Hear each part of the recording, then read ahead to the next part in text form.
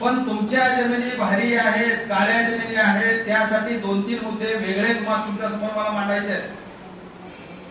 ज्या जमिनी भारी आहेत, काळ्या आहेत, गोदाकाठच्या जमिनी आहेत, अशा शेतकऱ्यांनी लक्षात ठेवा, तुमच्या जमिनीमधला पाण्याचा निचरा होतोय का हा प्रश्न स्वतःला विचारा.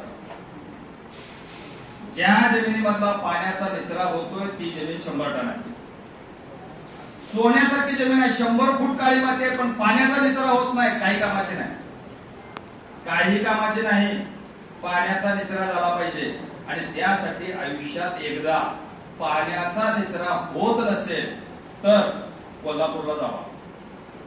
सांगली ओलांडल्यानंतर कृष्णा नदी लागेल आणि कृष्णा नदीच्या पलीकडे कोल्हापूर जिल्ह्यातल्या शिरोळ तालुक्यामध्ये कधीतरी फिरून या. शिरोळ तालुक्यामध्ये कारखान्याच्या माध्यमातून 8400 एकरावर जमिनीच्या खाली 2.5 ते 3 फुटावर सच्छिद्र पाईपा टाकून पडीक पडलेली जमीन, नापीक झालेली जमीन, जास्त क्षार झालेली जमीन सच्छिद्र पाईपा टाकून एकरी लाख, सव्वा लाख, 1.5 लाख रुपये खर्च करून आता सगळी निरोगी जमीन केलेली आहे. कारण जादा झालेलं पाणी, जादा झालेलं क्षार शेताच्या बाहेर काढणारी सच्छिद्र पाईपांची प्रणाली त्या ठिकाणी केलेली आहे.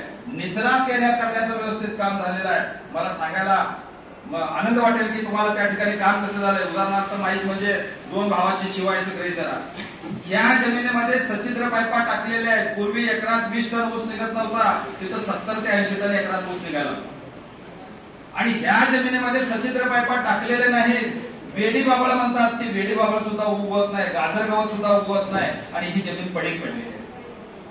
सांगण्याचं तात्पर्य आहे, अशी जर जमीन असेल तर एकदा आयुष्यात सच्छिद्र पाईपा टाका, पाण्याचा निचरा करा. त्यासाठी कोल्हापूरला एकदा जाऊन या, तिथलं तंत्रज्ञान समजून घ्या.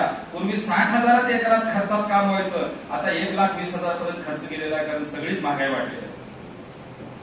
पहिला शब्द मी काय वापरला आता, निचरा, ड्रेनेज व्यवस्था महत्वाची. सोप्या भाषेत समजून घेऊया.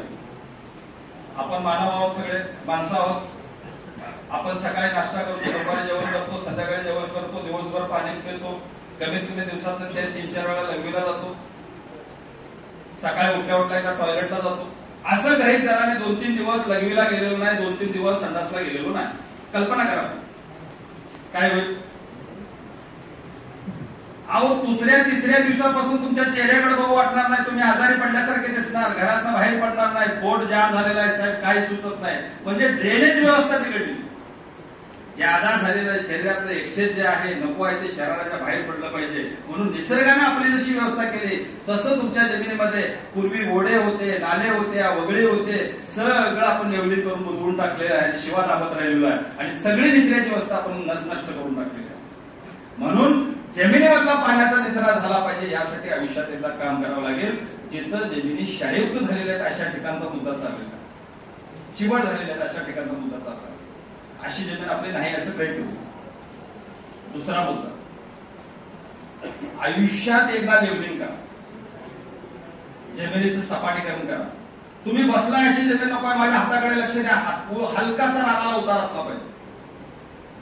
100 मीटर सरीची लांबी असेल तर 100 मीटर सरीच्या लांबीमध्ये या कडेपासून त्या कडेपर्यंत 1 ते 1.25 फुटाचा उतार असला पाहिजे, ढाळ असला पाहिजे.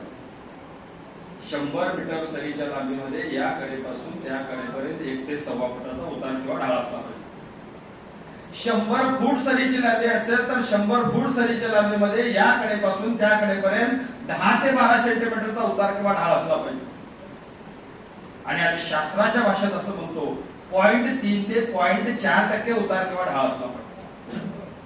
ज्या जमिनीमध्ये शेतकऱ्यांच्या भाषेमध्ये उतार मोजायचा कसा, 2-2, 3-3 सऱ्यांना पाणी देत असताना पाणी ना पडलं पाहिजे, पाणी ना थांबलं पाहिजे, पाणी चालत गेलं पाहिजे असा उतार आहे, ती जमीन चांगली.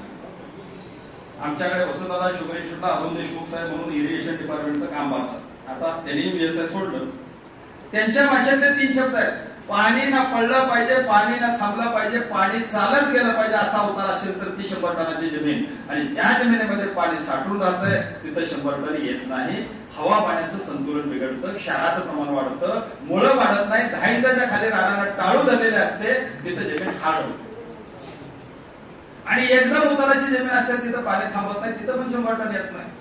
म्हणून आयुष्यात एकदा लेवलिंग करा. आणि हलकासा उतार मेंटेन करा, ज्यादा पण नको आणि कमी पण नको. पाण्याचा निचरा झाला. तिसरा होता